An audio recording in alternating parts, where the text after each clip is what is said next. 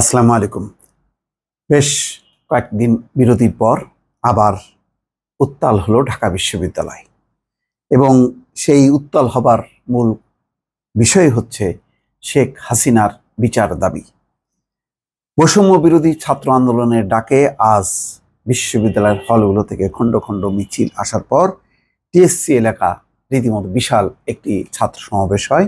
সেই সমাবেশে শেখ হাসিনার বিচার দাবি করা হয়েছে। কেন এই উত্তাল আন্দোলন বা বিক্ষোভ? তার একটি কারণ আছে।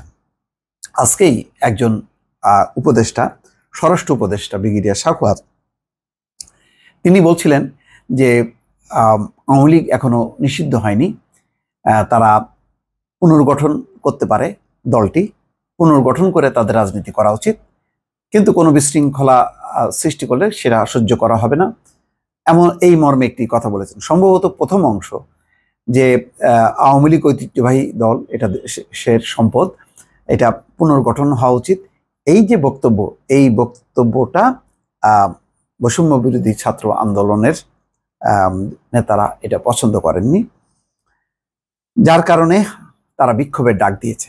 তার মানে বুঝতে পারছেন, ছাত্ররা এখন এত বেশি সোচ্চার যে তারা কোনোভাবে এই মুহূর্তে আওয়ামী লীগ, পরাজিত আওয়ামী লীগ, পালিয়ে যাওয়া আওয়ামী লীগ তাদেরকে সুযোগ দিতে চায় না, বরং তাদের বিচারের দাবিতে সোচ্চার হয়েছে। এটি হয়তো এখন প্রধান দাবি হিসেবে সামনে আসতে পারে। বিএনপিরও একই দাবি, জামাতের একই দাবি যে শেখ হাসিনা এবং আওয়ামী লীগের বিচার করতে হবে। তো আজকে শেখ হাসিনার বিচার ও শিক্ষা প্রতিষ্ঠানের ছাত্র রাজনীতি নিষিদ্ধ করার দাবিতে ঢাকা বিশ্ববিদ্যালয়ে ক্যাম্পাসে বিক্ষোভ মিছিল ও সমাবেশ করেছে বৈষম্য বিরোধী ছাত্র আন্দোলন। বিকেল 4টার পর বিশ্ববিদ্যালয়ের রাজু ভাস্কর্যের পাদদেশে সমাবেশ শুরু করেন শিক্ষার্থীরা। এতে বৈষম্য বিরোধী ছাত্র আন্দোলনের কেন্দ্রীয় সমন্বয়করা উপস্থিত ছিলেন।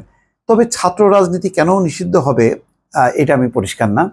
তাহলে কি নিষিদ্ধ দলীয় রাজনীতি নিষিদ্ধ, মানে ছাত্র সংগঠনগুলি কি আলাদাভাবে রাজনীতি করতে পারবে না?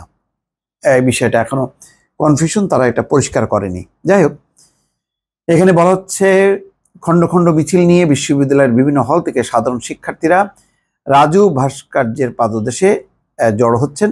এই সময় শিক্ষার্থীদের বিচার চাই, বিচার চাই, খুনি হাসিনার বিচার চাই, অপরাজনীতির ঠিকানা এই ক্যাম্পাসে হবে না স্লোগান দিতে দেখা যায়। সমাবেশে বৈষম্য বিরোধী ছাত্র আন্দোলনের অন্যতম সমন্বয়ক হাসনাত আবদুল্লাহ বলেন, এক উপদেষ্টাকে খুনিদের পুনর্বাসন করার বক্তব্য দিতে দেখেছি। আমরা সেই উপদেষ্টাকে মনে করিয়ে দিতে চাই, ছাত্র জনতার অভ্যুত্থানের মধ্য দিয়ে আপনি উপদেষ্টা হয়েছেন।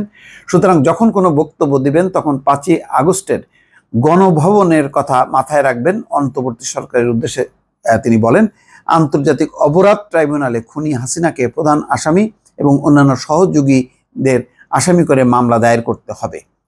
এর আগে সকালে বৈষম্য বিরোধী ছাত্র আন্দোলনের সমন্বয়ক ও অন্তর্বর্তী সরকারের যুব ও ক্রীড়া উপদেষ্টা আসিফ মাহমুদ সজীব তার ফেসবুক স্ট্যাটাসে লেখেন, বিচারের আগে সন্ত্রাসীদের পুনর্বাসনের কোনো সুযোগ নেই।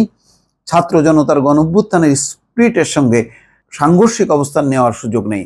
আন্দোলনে হামলাকারী, হত্যাকারী সকলের বিরুদ্ধে সারা দেশের ভিকটিমদের মামলা করার আহ্বান জানাচ্ছি, বিচার নিশ্চিত করা হবে। দর্শক, বুঝতে পারছেন সরকারের ভেতরে এবং বাইরে তারা যথেষ্ট সোচ্চার, এবং তাদের মূল হচ্ছে যে তাদের বিপুল পরিমাণ যে ক্ষয়ক্ষতি হয়েছে, যে ছাত্র নিহত হয়েছে, তার বিচারের দাবিতে এখন আস্তে আস্তে সরগরম হচ্ছে, এবং এই অন্তর্বর্তী সরকার এই বিচারের দাবিকে কোনোভাবেই উপেক্ষা করতে পারবে না, সেটি মোটামুটি নিশ্চিত। দর্শক, ভালো থাকবেন। আল্লাহ হাফেজ।